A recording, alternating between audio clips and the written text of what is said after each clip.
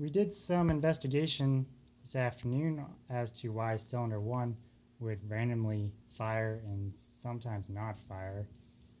And it had this weird characteristic where it would either have 0 compression or 120 psi of compression.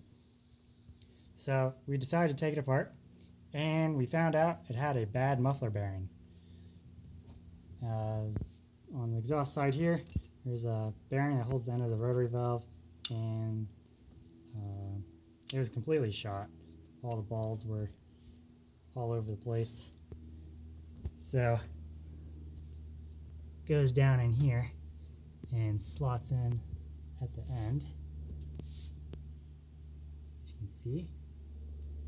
And once that bearing goes bad, the valve is no longer in plane with the floating seal, and then it doesn't seal at all.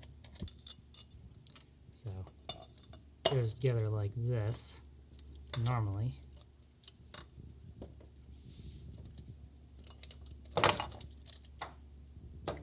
Something like that.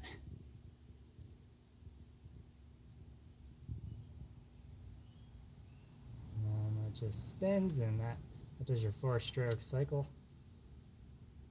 But so we will be replacing that, and hopefully we will get our power back. We measured about 140 flywheel horsepower last week on 5 cylinders. So hopefully we can get closer to 180 or maybe even 200 horsepower once we have all cylinders firing. Until next time.